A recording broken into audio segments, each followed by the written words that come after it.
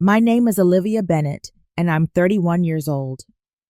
What happened at my sister's wedding still makes headlines in our business community.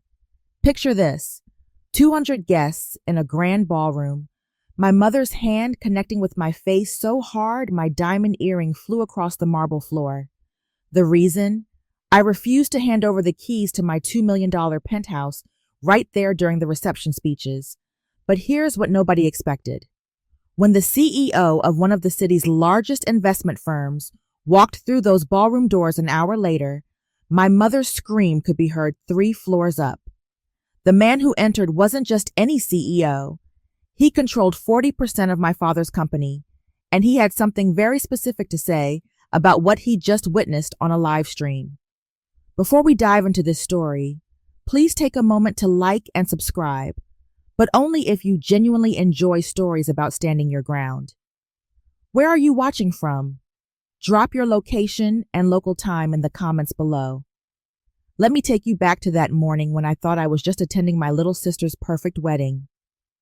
I arrived at the Riverfront Hotel in Seattle at 8 o'clock m.c., 3 hours before the ceremony. The ballroom looked stunning. White roses and gold accents everywhere. Exactly what Charlotte had dreamed about since we were kids.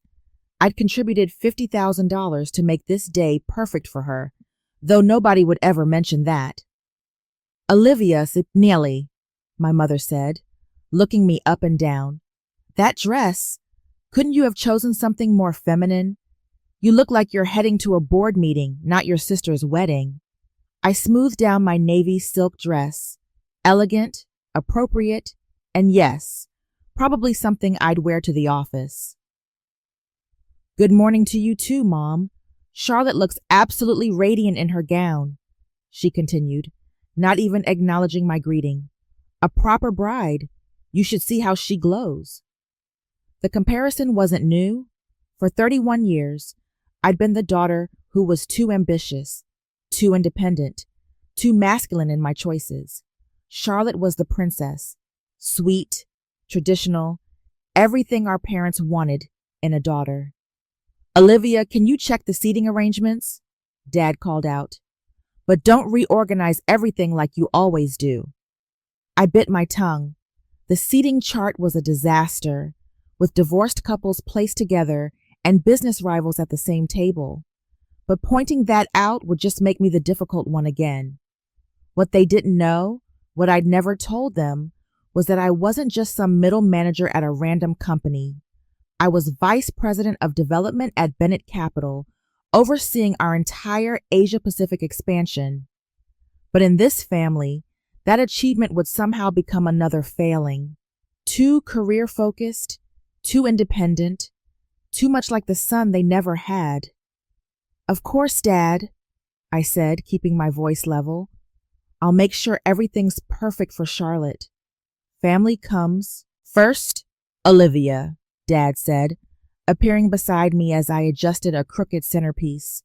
"You'll understand that when you have your own family, if you ever settle down, that is." The jab was subtle but clear. At 31, my unmarried status was apparently a bigger failure than any professional success could overcome. "James, leave her alone," Aunt Margaret said, though her tone suggested amusement rather than defense. "Not everyone can be as lucky as Charlotte, finding true love so young." I focused on the centerpiece, letting their words wash over me. Around us, relatives whispered their own assessments.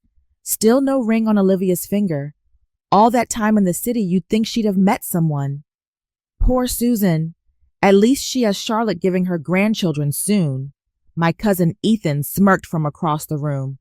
"Hey, Olivia, maybe if you spent less time in boardrooms and more time in normal rooms, you'd have a +1 today." The laughter rippled through our relatives. I wanted to tell them about the 3 men I dated this year who couldn't handle dating someone more successful than them. I wanted to mention that being single was a choice, not a failure. But what was the point? "She's just very particular," Mom explained to anyone listening. "Always has been too picky for her own good." I straightened another centerpiece, my hand steady despite the familiar sting of their dismissal. They had no idea who I really was, and maybe that was for the best. So, Olivia, Aunt Clara chirped during the pre-ceremony mingling, how's that little apartment of yours in the city? Must be cozy. It's a penthouse, actually, I corrected quietly. The group around us burst into laughter. Clara wiped tears from her eyes. A penthouse? Oh, Olivia, you and your big city dreams. She likes to exaggerate, Charlotte chimed in, gliding over in her wedding dress. Last year, she said she was buying a Tesla. Can you imagine? I did buy a Tesla. It was parked outside, but I just smiled. Olivia's always been ambitious, Mom said in that tone that made ambition sound like a character flaw. Too ambitious, really. There's nothing wrong with a modest apartment, Uncle Robert added patronizingly. Not everyone can afford luxury. No shame in that, kiddo. My phone buzzed with a notification from my building's concierge about tomorrow's delivery to my 4,500 square foot penthouse on the 45th floor, the one with floor-to-ceiling windows overlooking the entire city, the one I'd paid for in cash after closing the Hong Kong deal. I could have shown them the photos, could have pulled up the virtual tour I had saved, could have mentioned the feature in Architectural Digest last month. But what would that prove? That I needed their validation? You're right, Uncle Robert, I said instead. There's no shame in living within your means. Charlotte laughed, that tinkling sound she'd perfected. See, Olivia's learning to be more realistic. Finally. The irony was almost poetic. Standing alone by the window, I watched the Seattle skyline where my penthouse towered above everything else. 10 years. That's how long it had taken to build my career from entry-level analyst to VP. 10 years of 80-hour weeks, red-eye flights, and deals that made headlines in the Financial Times. That penthouse wasn't just property. It was proof. Proof that the girl they dismissed had made it. Proof that I didn't need their approval, or their money, or their connections. Every square foot was paid for with my own success. If I gave it to Charlotte, just handed over the keys like some party favor, what would that make me? The perpetual backup plan, the family ATM, who existed only to supplement their golden child's happiness. I thought about the nights I'd fallen asleep at my desk working on proposals that would eventually net millions for the company, the promotions I'd earned while they were planning Charlotte's engagement parties, the respect I commanded in boardrooms across 3 continents. None of that mattered here. To them, I was just Olivia, too masculine, too career-focused, too difficult. And if I gave in now, if I surrendered the one thing that symbolized my independence, I'd be confirming everything they believed about my place in this family. My phone screen lit up with a photo from my assistant. The view from my penthouse this morning, sun rising over the city, golden light flooding through those massive windows. She'd added a caption, "Your sanctuary awaits your return, boss." Sanctuary. That's exactly what it was. The one place where I wasn't someone's disappointing daughter or overshadowed sister, where I was simply Olivia Bennett, the woman who'd built something extraordinary entirely on her own. I couldn't give that up, not even for family peace. Our Charlotte, I heard Mom telling a group of guests, her voice carrying across the ballroom. She's everything a mother could want, so graceful, so caring. Did you know she volunteers at the Children's Hospital? And now she'll be such a wonderful wife. The guests cooed appropriately. Mom stood there glowing with pride, listing Charlotte's accomplishments, her teaching degree, her perfect engagement, her charity work. Not once did my name cross her lips. I transferred $50,000 to their account 3 months ago when Dad mentioned the wedding was getting expensive. I'd used my connections to get Charlotte's wedding featured in the city's most prestigious bridal magazine. I'd even arranged for their honeymoon suite upgrade through my hotel points. Invisible. That's what I was. The family ghost who materialized only when they needed something. Such a beautiful family, someone said. You must be so proud of your daughter. Oh, we are, Dad replied, his arm around Mom. Charlotte's made us so happy. Daughter, singular, as if they only had one. I turned away, but then I heard it. Dad's voice lowered, but not enough. After the toast, he whispered to Mom, "We'll make the announcement about the penthouse." "You're sure Olivia will agree?" Mom whispered back. "She won't have a choice. Not in front of everyone. She's too proud to make a scene at her sister's wedding." My blood chilled. They'd planned this. It wasn't a spontaneous gesture of generosity. It was an ambush designed to corner me, using social pressure and familial obligation. "Besides," Mom added, "what does she need a penthouse for? It's not like she has a family to fill it." The casual cruelty of it knocked the breath from my lungs, but it also crystallized something. I wasn't going to play their game. If you've ever felt invisible in your own family, like your achievements don't matter unless they fit someone else's narrative, type, "I see you" in the comments below. I see you, and your success matters, even if they don't acknowledge it. What's coming next is the moment everything changed, when private family dynamics exploded into public humiliation. Don't forget to subscribe and hit the notification bell for more stories about setting boundaries and choosing self-respect over family approval. Also, let me know where you're watching from. I love connecting with people who understand that sometimes the hardest battles are with the people who should support us most. The reception was in full swing when Dad stood up, tapping a champagne glass with a spoon. The band stopped playing. 200 guests turned their attention to him. "Before we continue celebrating," he began, his voice booming through the microphone, "Susan and I want to give Charlotte and Daniel something special." My stomach dropped. They were really doing this. "As you all know, family means everything to us," Dad continued, smiling at the crowd, "and there's nothing we wouldn't do for our children's happiness."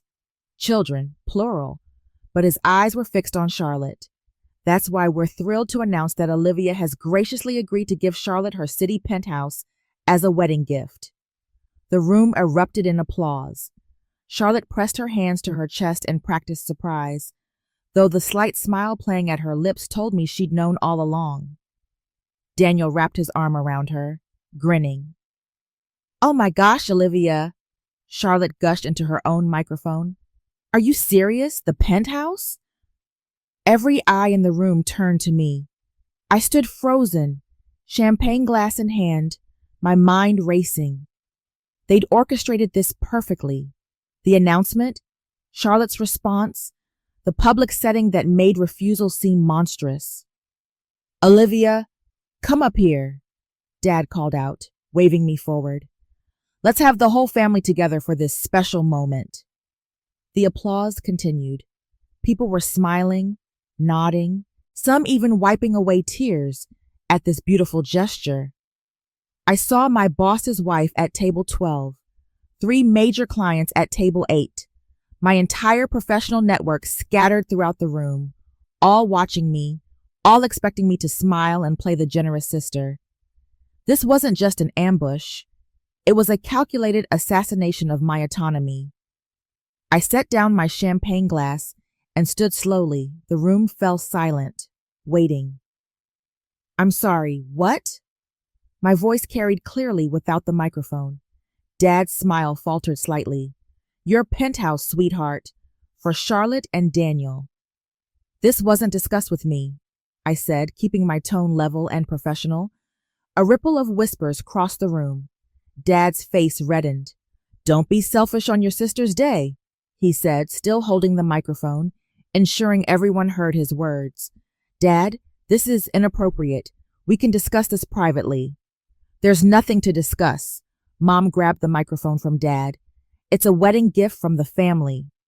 "It's my property," I stated simply, "and I haven't agreed to anything."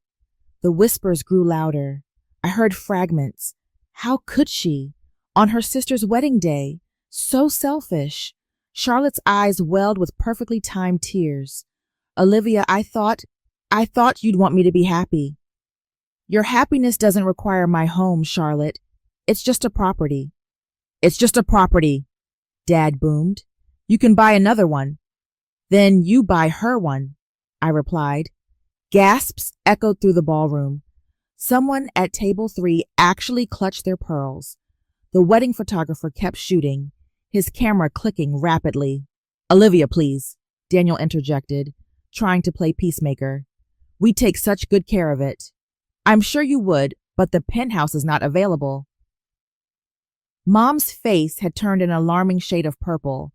Dad looked like he might have a stroke. And Charlotte, her mask of sweetness was cracking, revealing something uglier underneath. Come on, Olivia, Aunt Clara called out. It's family. You don't even have a family to fill it, Uncle Robert added. Charlotte needs it more. She's getting married, starting a life, someone else chimed in. What do you need all that space for? The pressure mounted from every direction. Each comment another stone added to the wall they were building around me. Be reasonable, my cousin Ethan shouted. Stop being so difficult. It's not like you can't afford another place, Aunt Margaret added, the sarcasm in her voice unmistakable. They still didn't believe I was successful. Even now, they thought the penthouse was some kind of fluke or exaggeration. That's generous of you to assume, I said, my voice steady despite the hurricane inside me. But my financial situation isn't up for public discussion. Everything's about money with you, Mom spat into the microphone. Your sister's happiness should matter more than property. If Charlotte's happiness depends on taking what's mine, perhaps we should examine that. More gasps. Someone at the back actually booed. The photographer was still shooting, his flash creating a strobe effect across the scene. Through it all, I kept my hands steady at my sides. No trembling, no tears. I'd negotiated with CEOs who ate junior executives for breakfast. I'd stood my ground in boardrooms where millions were at stake. I wasn't going to crumble now, not in front of people who diminished me my entire life. The penthouse is not available, I repeated, each word clear and final. My phone vibrated insistently in my clutch. I pulled it out, needing a moment's distraction from the hostile stares. 3 missed calls from Michael and a text that made my pulse quicken. Saw the live stream. On standby. Live stream. I glanced around and spotted Daniel's younger brother's phone, propped up on table 6, streaming the entire reception to Facebook Live. The red live indicator blinked mockingly. How many people were watching this disaster unfold in real time? Another text from Michael. Your call. Say the word. Michael Chen, my mentor, my boss, and, coincidentally, the man who owned 40% of my father's company, though Dad had no idea his silent partner and his daughter's CEO were the same person. We'd kept that information compartmentalized for exactly this kind of situation. Olivia, put the phone away, Mom snapped. This is family time. Apparently it's also public entertainment, I said, nodding toward the live stream setup. Your son-in-law's family is broadcasting this to the internet. Daniel's brother quickly grabbed his phone, but the damage was done. Who knew how many people had already seen my parents trying to publicly coerce me into surrendering my home? Wait for my signal, I texted back to Michael, then slipped my phone back into my clutch. So dramatic, Charlotte sighed into the microphone, playing the victim perfectly. All this fuss over a piece of property, I just thought my sister loved me enough to want to help start my marriage off right. The crowd ate it up. Poor Charlotte, rejected by her cold, selfish sister. But I noticed something. Dad kept checking his phone too, his face growing paler with each glance. The live stream had consequences he hadn't anticipated. Your wedding is trending, by the way, I told Charlotte quietly. Congratulations. Standing there, surrounded by judgment, a memory surfaced from 6 months ago. Michael had insisted on adding an unusual clause to my penthouse purchase agreement. Trust me, he'd said, reviewing the papers. You want protection against third-party interference, especially coercion from family members. I'd laughed it off then. My family was difficult, not dangerous. But Michael, who'd built an empire from nothing, knew better. If anyone tries to force you to transfer ownership under duress, he'd explained, this clause activates. The company retains right of first refusal and can intervene to protect the asset and you. The Penthouse had originally been a corporate property transferred to me as part of my compensation package. The paper trail was impeccable, the ownership legitimate, but that clause 15.3, I remembered, gave Bennett Capital legal standing to intervene if someone tried to force me to surrender it. It wasn't just about property law. It was about protecting executives from exactly this kind of manipulation. Michael had seen too many successful women pressured into giving up their assets to family members who felt entitled to their success. Olivia's always been stubborn, Dad was saying to the crowd, trying to salvage the situation. But family comes first. She knows that. Family doesn't ambush each other, I said quietly, but my voice carried. The room went silent again. Even the waitstaff had stopped moving, trays balanced in their hands. Watching this train wreck unfold, I thought about the documents sitting in Michael's office safe, the ones that detailed not just the Penthouse ownership, but the entire financial structure of Bennett Capital, the ones that would be very interesting to my father if he knew his daughter was essentially his business partner's right hand. Thank God for that clause Michael insisted on. Mom descended from the head table like an avenging angel, her beaded gown catching the light as she stormed across the dance floor. She still clutched the microphone, her knuckles white around it. Olivia Bennett, her voice boomed through the speakers. You will not ruin this day. You will not embarrass this family. I'm not the one creating a scene, Mother. We raised you better than this. She was 3 feet away now, close enough that I could see the vein throbbing in her temple. We gave you everything. You gave Charlotte everything, I corrected. I earned what I have. You ungrateful, she caught herself, remembering the audience, then, with forced sweetness that fooled no one. Sweetheart, just give your sister the keys. It's such a small thing. No. The word hung between us like a challenge. Mom's face cycled through emotions, disbelief, rage, humiliation. The entire ballroom held its breath. You will do this, she hissed, momentarily lowering the microphone. Or so help me. Or what? I asked, genuinely curious what threat she thought would work. She raised the microphone again. Everyone, my daughter seems to have forgotten what family means. Perhaps you can help remind her. The crowd stirred uncomfortably. Some people called out support for Charlotte, but others had gone quiet, sensing this had crossed a line. Give your sister the keys. Mom's voice dropped to a dangerous whisper that the microphone still caught. Now. No, you selfish, ungrateful girl. The words exploded from her. After everything we've done, everything we've sacrificed, you can't do this one thing. You're a disgrace to this family. She was close enough now that I could smell her perfume, the same suffocating floral scent from my childhood, close enough to see years of resentment burning in her eyes. The slap came without warning. Mom's hand connected with my cheek with such force that my head snapped to the side. The crack echoed through the ballroom's perfect acoustics, amplified by the microphone she still held. My diamond earring, a gift to myself after closing the Hong Kong deal, flew off, arcing through the air in what seemed like slow motion before hitting the marble floor with a delicate ping. 200 guests gasped in unison. Then silence. Complete, absolute silence.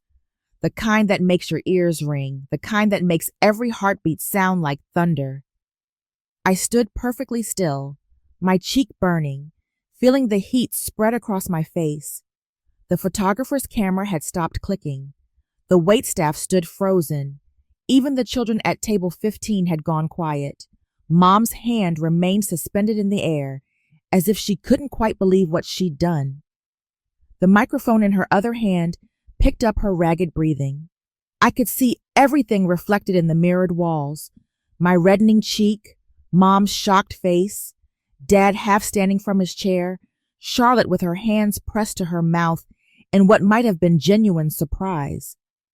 Daniel's brother had his phone up again, capturing everything. The earring lay on the white marble, its diamonds catching the chandelier light maybe 10 feet away. Such a small thing, but somehow it felt like the most important object in the room. I didn't move, didn't speak, didn't even bring my hand to my burning cheek.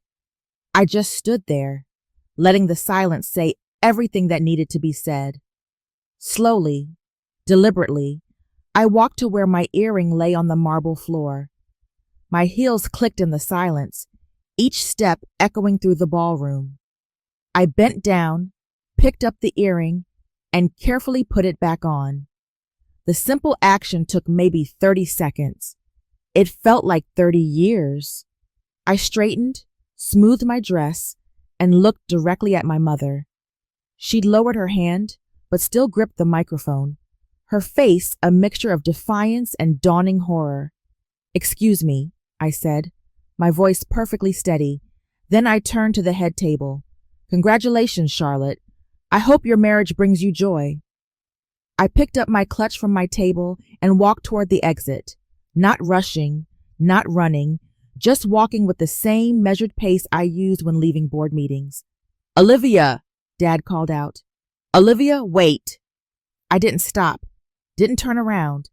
Behind me, the ballroom erupted in chaos, voices rising, chairs scraping, someone crying, but I kept walking. The moment I cleared the ballroom doors, I pulled out my phone and hit Michael's number. He answered on the first ring. "Olivia," he said. "Green light," I said simply. "Understood. How long do I have?" "Give me 45 minutes to get home." "Are you okay?" I touched my still burning cheek. "Execute the contingency." "Olivia, I meant, are you hurt?" "Nothing that won't heal," I said, entering the elevator. "But Michael, make sure you bring the shareholder agreement, the one Dad never actually read." "With pleasure." I ended the call as the elevator doors closed, leaving my family's chaos behind. That moment, the slap heard by 200 people. Did it make your blood boil?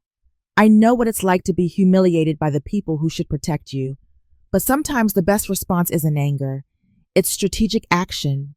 What comes next will show you why you should never underestimate someone you've pushed too far. If you believe in standing up for yourself, hit that like button. If you've ever had to set a hard boundary with family, type boundaries in the comments.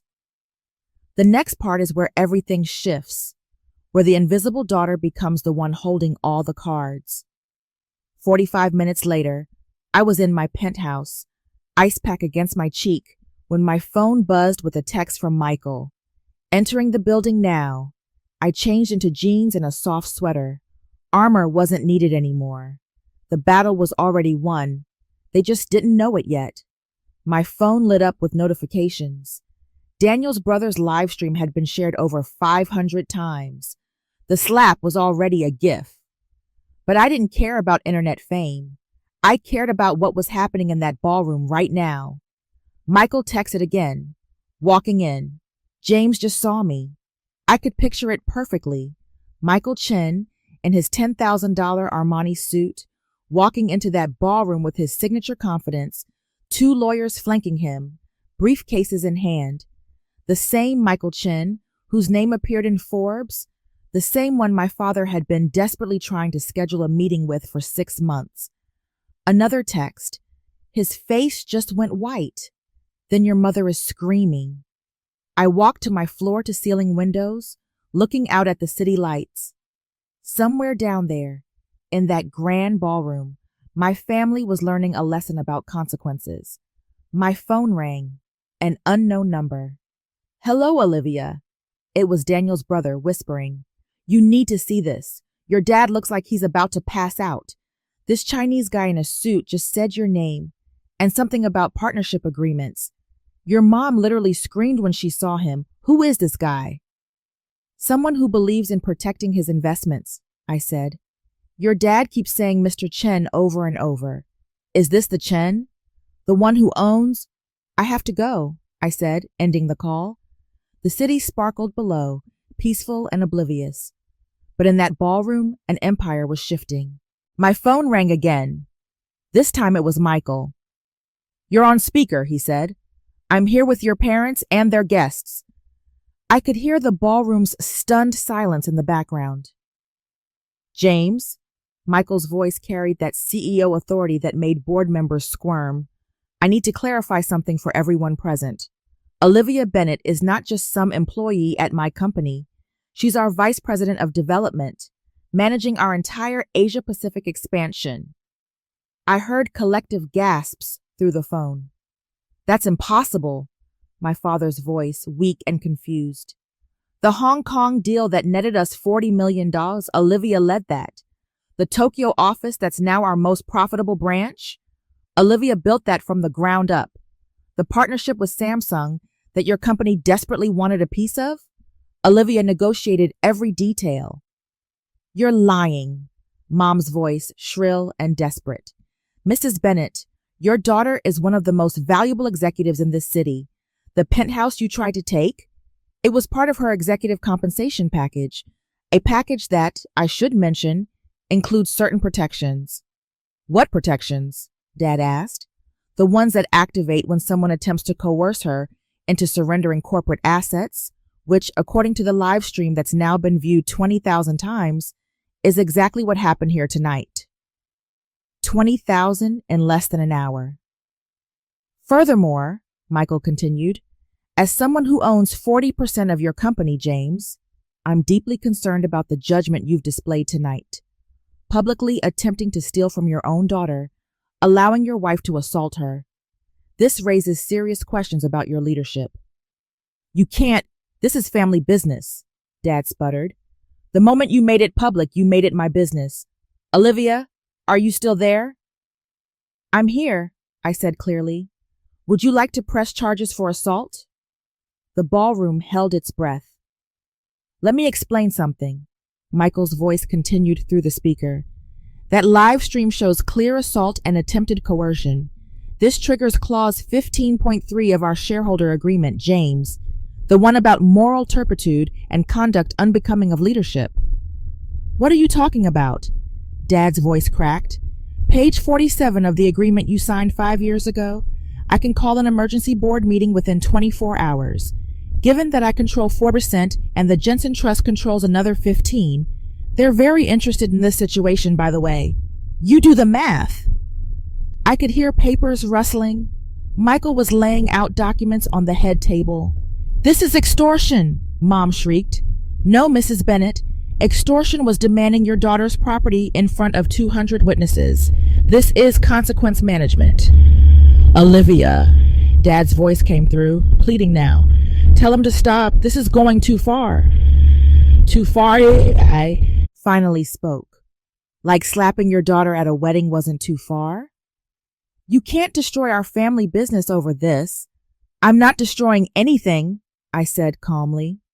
I'm protecting my assets and my dignity. Michael is protecting his investment. If your behavior threatens that investment, that's on you. The video is everywhere, someone whispered in the background. It's on Twitter, Facebook, the local news picked it up. Here's what's going to happen, Michael announced. James, you have 48 hours to issue a public apology to Olivia, a real one, not some PR nonsense. You'll acknowledge her professional achievements and her right to her own property. Susan, you'll do the same, and you'll stay away from Olivia permanently. Or what? Mom demanded. Or I exercise my options as a major shareholder. Your company needs my capital for the expansion project. Without it, you're looking at bankruptcy within 6 months. This is my daughter's wedding. Mom's voice had reached hysteria. You can't do this here. You're right, Michael said smoothly. This isn't the time or place, which is why I'm giving you 48 hours to make this right. Olivia's penthouse remains hers, untouched, uncontested. Any attempt to manipulate, guilt, or coerce her will result in immediate legal action. She's our daughter, Dad protested. Then treat her like one, Michael shot back. not like an ATM or a resource to be pawned for your favorite child. I heard Charlotte sob dramatically. This is supposed to be my special day. It still is, Michael replied. I'm leaving now, but these documents stay with you, James. Read them, understand them, and remember Olivia isn't alone. She has the full weight of Bennett Capital behind her. Olivia! Charlotte's voice came through, trembling with tears. How could you do this to me? I didn't do anything to you, Charlotte, I said. I simply refused to give you my home. Everything else, the public announcement, the pressure, the slap, that was Mom and Dad's choice. But the penthouse is mine, she insisted. Bought with my money, earned through my work. If you want a penthouse, I suggest you earn one. You're so cruel. No, I'm just done being your family's sacrifice. I heard movement, chairs scraping, people murmuring. Then Michael's voice, closer to the phone now. Olivia, the papers are served. Your parents know their options. The ball is in their court. Thank you, Michael. I'm sorry it came to this. So am I. The wedding photographer got everything, by the way. He's already sent us the high-resolution shots, just in case we need them for legal purposes. Dad's groan was audible through the phone. 48 hours, James, Michael said one final time. Public apology, or I call the board. Olivia, I'll see you Monday. The line went dead. I stood in my penthouse, looking out at the city, finally able to breathe. My cheeks still stung, but something else had lifted. 31 years of weight I hadn't realized I'd been carrying. Within 2 hours, my phone was exploding with messages. The video had gone beyond viral. It was everywhere. Entitled parents demand. Daughters too malnourished. Penthouse at wedding was trending on 3 platforms. Charlotte called 15 times. I didn't answer. Mom texted, You've ruined everything. Your sister's wedding is destroyed. Guests are leaving. Are you happy now? Dad's message was different. We need to talk, please. But the most interesting messages came from unexpected sources. 3 of Dad's biggest clients had seen the video. James, I'm concerned about what I just witnessed. We need to discuss our contract. Tom Peterson, Peterson Industries. This is deeply troubling behavior. My wife is insisting we reconsider our partnership. David Lee, Lee Electronics. I don't do business with people who hit their children. Contract terminated. Sarah Wilson, Wilson Logistics. That last one was a $3 million annual contract. Gone. Daniel's family group chat, which I'd been added to months ago, was in chaos. His mother, We're leaving. This is disgraceful. His father, The wedding is off until we understand what kind of family we're joining. The wedding was falling apart, and I wasn't even there. Michael texted privately. Your father just called? He's panicking about the clients. 3 more have reached out with concerns. Then the most satisfying message of all, from someone who'd recorded everything. Your mom fainted when she realized the CEO of Bennett Capital was your boss. Like, actually fainted. They had to call paramedics. I poured myself a glass of wine from the bottle I'd been saving for a special occasion. If standing up for myself wasn't special, what was? My assistant texted, Boss, you're trending. Also, 5 headhunters have already called asking if you're looking for new opportunities. Apparently, standing up to toxic family is very in right now. I laughed, actually laughed, for the first time in days. By Monday morning, the business community had chosen sides, and it wasn't even close. The video had been shared in every major business network in the city. The narrative was clear. Successful daughter refuses to be bullied by entitled parents. CEO steps to protect valuable executive from family exploitation. Dad's company lost 6 contracts in total. The expansion he'd been planning for 2 years was dead in the water. Without Michael's capital and with the client exodus, he'd have to downsize. Charlotte's honeymoon to Bali was canceled. Not by her, by Daniel's family. They wanted to reassess the relationship dynamics before moving forward. The wedding gifts were being returned, but the most unexpected consequence came from my own company. Michael called me into his office Monday afternoon. "The board wants to promote you," he said without preamble. "Senior VP of Global Operations, the Asia Pacific success, combined with how you handled the situation. They're impressed." I got slapped at a wedding. That impressed them? You stood your ground against massive social pressure. You protected company assets. You maintained composure under extreme duress. That's exactly the kind of leadership we need. And the fact that I had to intervene shows you know when to leverage your resources. Olivia, I've seen a lot of executives crumble under family pressure. You didn't just stand firm. You won. The promotion came with a 40% raise and stock options, enough to buy another penthouse if I wanted. Not that I needed another one. The one I had was perfect, a symbol of everything I'd achieved without my family's help or approval. I donated the raise bonus to a women's shelter that helped abused victims leave toxic situations. It felt like the right thing to do. Dad's public apology came exactly 47 hours after Michael's ultimatum. It was stiff, clearly written by lawyers, but it did the job. I apologized to my daughter Olivia for my inappropriate behavior at the recent family event. I acknowledge her professional achievements and her right to her own property. This matter is now closed. Mom refused to apologize.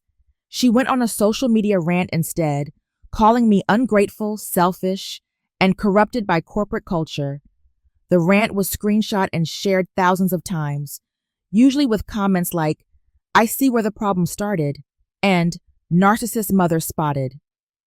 Charlotte texted me a week later, "You ruined my life. Daniel's family is making us go to counseling before they'll agree to the marriage. They think my family is toxic." "They're not wrong," I replied. "I hate you." "I know."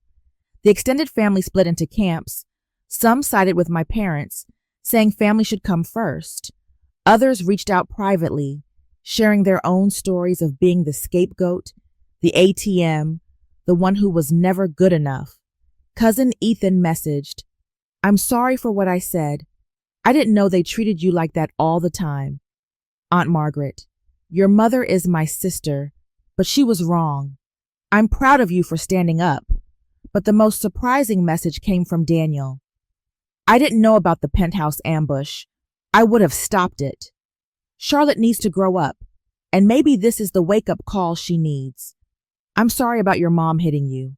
That was assault, plain and simple. At least someone in that family had sense."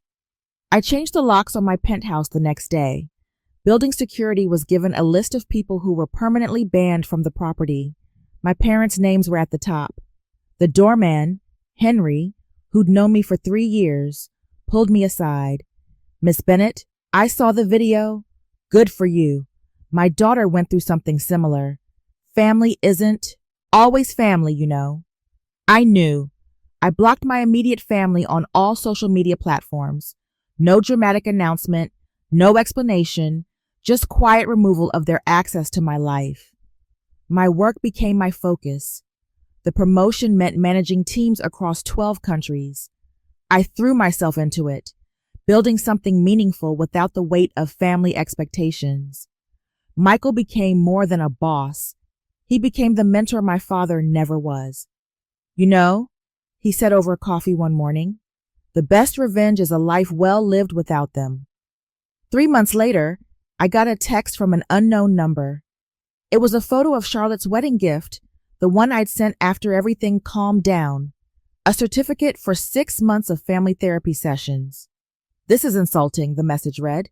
"It's necessary," I replied, then blocked that number too. My penthouse became what it was always meant to be, a sanctuary, a place where no one could demand, belittle, or diminish me. The floor-to-ceiling windows that looked out over the city reminded me daily that I'd built something they couldn't take away. Not for lack of trying, though. 6 months later, the dust had settled into a new reality. I was thriving. The senior VP position had led to a feature in Forbes' 40 Under 40. The article mentioned nothing about the wedding incident, focusing instead on my innovative approaches to Asian market expansion. Dad's company had stabilized, but never recovered its previous standing. He'd aged 10 years in 6 months. Through mutual business contacts, I heard he'd started therapy. Too little, too late, but at least it was something. Mom doubled down on her victim narrative, telling anyone who'd listen about her ungrateful daughter who chose money over family. Most people had seen the video. They knew better. Charlotte's marriage to Daniel lasted exactly 4 months. The counseling had revealed deeper issues: entitlement, inability to take responsibility, expecting others to provide for her. Daniel's family had been right to be concerned.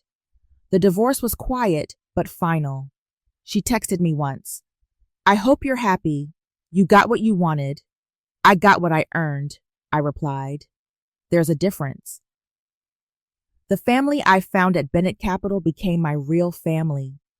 We celebrated wins together, supported each other through challenges, and never once did anyone demand I sacrifice my success for their comfort. Michael and his wife invited me to their family dinners. Their daughters, both in college, looked up to me. "You're proof we don't have to shrink ourselves for anyone," the older one said. That was worth more than any approval my birth family could have given. So here's what I learned from that disaster of a wedding. Blood doesn't make you family. Respect does. Success isn't something you owe to people who never supported your journey. And sometimes, the most powerful thing you can say to toxic family is nothing at all. My penthouse remains mine. Every morning, I watch the sun rise through those floor-to-ceiling windows, coffee in hand, grateful for the peace I fought to protect. It's not just property. It's proof that I chose myself when everyone expected me to choose them.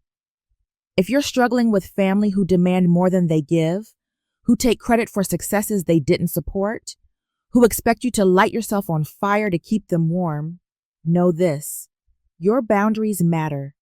Your success is yours. Your peace is worth more than their approval. You don't owe anyone your hard-earned achievements just because you share DNA. You don't have to accept disrespect in the name of family harmony. And you certainly don't have to tolerate abuse, whether it's physical, like that slap, or emotional, like years of being treated as less than. The price of my freedom was high. I lost my birth family, but what I gained was worth it. Self-respect, genuine relationships, and a life built on my terms. Your story might be different, but the principle remains. You deserve to be celebrated, not tolerated. Choose people who choose you, not just when they need something, but always. What boundaries do you need to set today? Thank you for listening to my story. If you've ever had to choose between family approval and self-respect, you're not alone. Comment boundaries matter if you believe in protecting yourself from toxic family dynamics. Share this story with someone who needs to hear that it's okay to choose yourself. Subscribe and hit the notification bell for more stories about setting healthy boundaries and building chosen families. I'd love to know, are you Team Olivia for standing my ground, or do you think family should always come first? Let me know in the comments. Remember, your peace is non-negotiable.